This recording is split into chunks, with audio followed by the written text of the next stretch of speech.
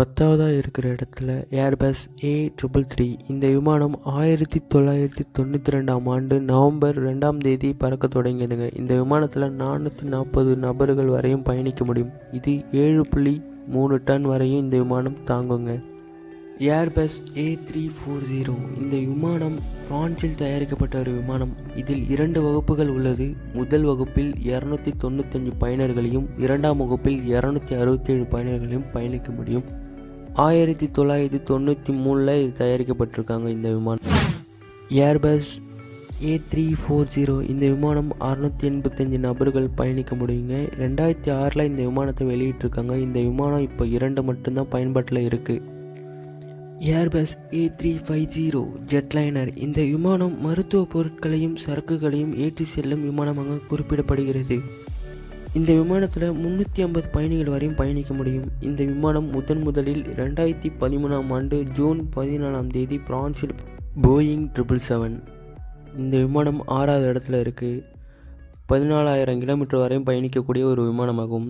இதன் சேவை 1995 தொடங்கப்பட்டதுங்க. இது அமெரிக்காவில் தயாரிக்கப்பட்ட ஒரு விமானமாகும். இதில் 840 பயணிகள் வரையும் பயணிக்க முடியும். Airbus A340. இந்த விமானம் 5வது இடத்துல இருக்குது. இந்த விமானம் 2002 அறிமுகமாச்சுங்க. 4 இன்ஜின் கொண்ட ஒரு விமானங்க இது. இந்த விமானம் முதன்முறையாக 2001 ஏப்ரல் 23 அன்று பறந்ததுங்க. விமானம் சேவைக்கு வந்த நாள் 2002 ஆகஸ்ட் 1 அன்று வந்ததுங்க. போயிங் 777. இந்த விமானம் 4வது இடத்துல இருக்குது. இது ஒரு பயணிகள் விமானம்.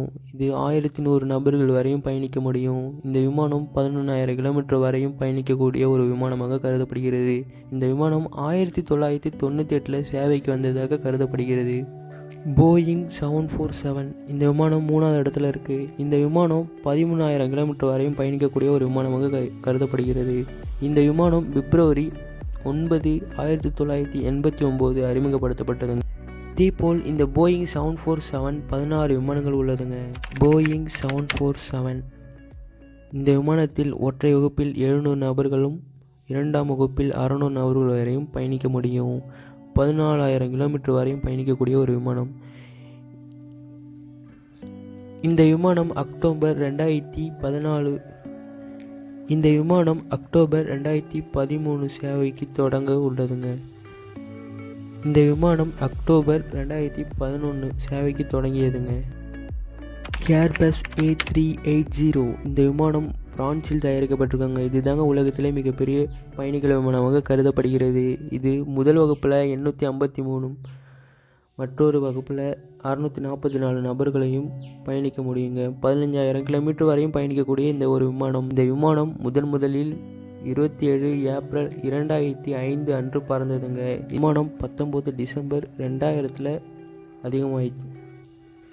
இந்த விமானம் 2000 அறிமுகப்படுத்தியிருக்காங்க.